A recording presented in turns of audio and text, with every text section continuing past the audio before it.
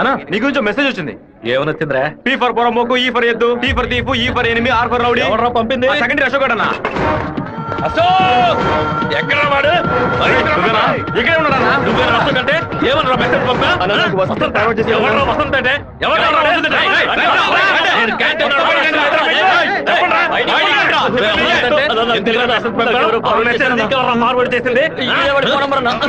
జయంతి ఆ మెసేజ్ ని క్రియేట్ చేసింది నేనే. అందరి దగ్గర మొబైల్ చెక్ చేయండి. నిన్న క్యాంటీన్ లో పీటర్ మంజుని ర్యాగింగ్ చేశాడు కదా, ఆ కోపంలో మంజుకి మెసేజ్ పంపించాను. అది ఎవరికో ఫార్వర్డ్ చేసింది. ఇక్కడ ఉన్న వాళ్ళ ఇన్బాక్స్ లో మెసేజ్ కనుక ఉందంటే వాళ్ళ బట్టలు ఉడదీసి నడి రోడ్డులో ఉంటారు. చెప్పు జయంతి. చెప్పేట్రా? ఆ మెసేజ్ నాకు వెంటనే ఫార్వర్డ్ చేయి. నేను దాన్ని రాధికకు పంపిస్తాను. దాన్ని డిలీట్ చేయకుండా వాడికి చూపించమని చెప్పు. ఎవడరా ఈ నంబర్? నాకేం తెలియదు.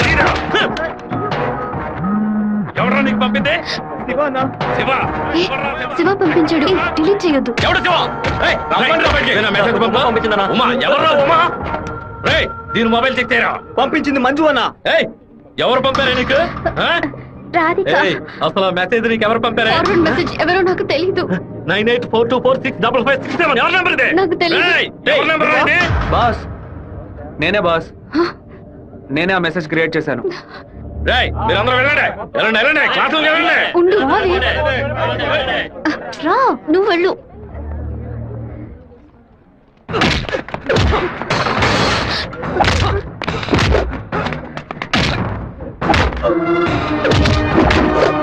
నేను వెళ్ళి నిజం చెప్పేశాను. వదులు. నిజం చెప్తే నీ డ్రెస్ చింపేస్తాడు. పర్వాలేదా? రా.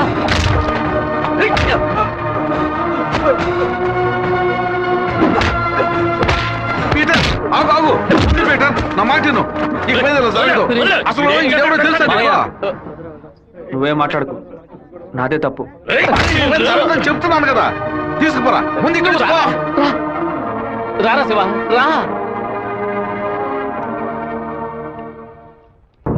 మనసు చాలా బాధగా ఉంది జయంతి. నేను నిద్రపోయే వారం రోజులైంది. నేను చేసిన తప్పుకి శివ దెబ్బలు తిన్నాడని తలుచుకుంటేనే బాధగా ఉంది. సారీ 4 సార్లు మెసేజ్ పంపించాను. వాడు రిప్లై కూడా చేయలేదు. వెంటనే పర్సనల్ గా కలిసి సారీ చెప్పాలని ఉంది. సరే సారీ చెప్పేటప్పుడు ఒక థ్యాంక్స్ కూడా చెప్పాయి. థ్యాంక్సా? ఆ రోజు మీ ఇంట్లో ల్యాండ్ ప్రాబ్లం కి ఎవరో రికమెండ్ చేశారని చెప్పావే, అతను వేరే ఎవరో కాదు, శివాని. తన ముందుండి వాళ్ళ ఓనర్ తో మాట్లాడి డబ్బులు ఇచ్చేలా ఏర్పాటు చేశాడు.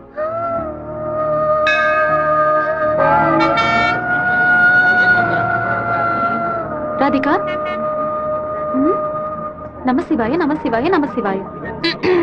ఏంటి మూడోట్లో ఉన్నావు? అంతా మంచి మూడేలే. శివాకి సారీ చెప్పబోతున్నావనా? లేదు, ఓకే అని చెప్పబోతున్నాను. Hey yes, I want to convey my love. లవ్వా? అవును. వాడి అప్రోచ్ నన్ను డిస్టర్బ్ చేసిన క్యారెక్టర్ నన్ను బాగా ఇంప్రెస్ చేసింది. వెంటనే శివతో చెప్పేయాలి. 6 months తర్వాతే శివ నిన్ను మీట్ అవుతాడని చాలా క్యాషువల్ గా చెప్పాడు. ఒకరోజు క్యాలెండర్ తీసి చూశాను. April 1st fools day. Shiva ఎక్కడ మోసపోతాడని అనుకున్నాను. నువ్వు ఇంత త్వరగా మనసు మార్చుకుంటావని అనుకోలేదు.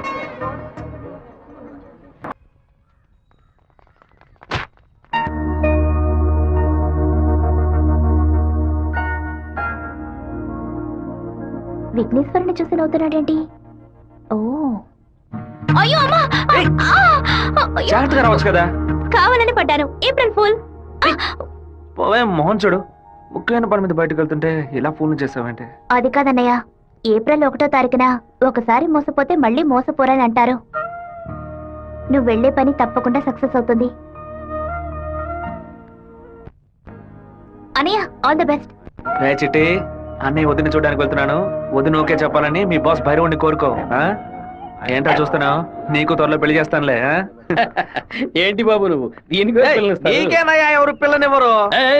కానీ మన చిట్టిగాడు పులివెందల్లో సూపర్ ఫిగర్స్ సెట్ చేసి పెట్టుకున్నాడు. సత్తిగా ఏమయ్యా, గేటు తెరిచి ఉంచితే ఏదో ఫిగర్ తీసుకొని చెరువు కట్టి వెళ్ళిపోతోందయ్యా. ఏదో ఒక రోజు స్పాట్ లో ఫిగర్ తో నాకు దొరకాలి. ఆ రోజు నేను కొట్టే కొట్టుడికి నువ్వు దిక్కుతోతగా అటు ఇటు పరిగెత్తుతో చూస్తూ ఉండు. దీనికి అంత అర్థం అవుతుందయ్యా. రారా శివ, ఏంటి సడన్ గా ఇలా వచ్చావు? రాధికని మీటే మాట్లాడాలి, అందుకే. ఎగ్జామ్స్ పూర్తయ్యి కాలేజీకి సెలవులు ఇచ్చి వారమైంది కదరా. చెప్పు శివ. హలో జయంతి, ఎక్కడున్నావు? మా ఊర్లో ఉన్నాను. రాధిక చెప్పు జయంతి. తిరుపతి నుంచి శివ ఫోన్ చేశాడు. నిన్ను చూడడానికి మన ఊరికి వస్తున్నాడంట. నువ్వు పెద్ద బ్రిలియంట్ అని ఫీలింగా? ఇలా తప్పించుకుంటే ప్రాబ్లం సాల్వ్ అవుతుందా? కొంచెం సైలెంట్ గా ఉంటావా? రాక సస్తానా?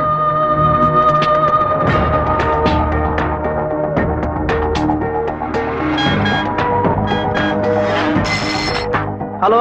రే జయంతి రాధిక 10:30 ఎక్స్ప్రెస్ బస్సులో తిరుపతికి వస్తున్నారా? ఆ బస్ కండక్టర్ నెంబర్ ఏంటో కనుక్కో. హలో, ఎవరు? అన్నా శివన్ మాట్లాడుతున్నాను. వేంపల్లో 2 అమ్మాయిలు ఎక్కారా? అవును బాబు. నేను హైవేలో ఉన్న బ్రిడ్జ్ పక్కన వెయిట్ చేస్తూ ఉంటాను. ఆ అమ్మాయిలు కొంచెం దింపేస్తారా? అలాగే బాబు.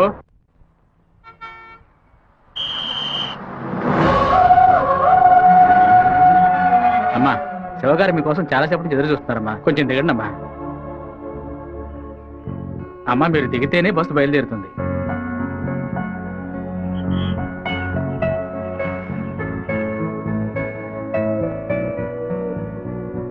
నిన్ను కంపల్ చేసి రప్పించినందుకు సారీ. ఎప్పుడు నన్ను చూడకూడదని తిరుపతికి బయలుదేరావో అప్పుడే నువ్వు చాలా కన్ఫ్యూజన్ లో ఉన్నావని అర్థమైంది.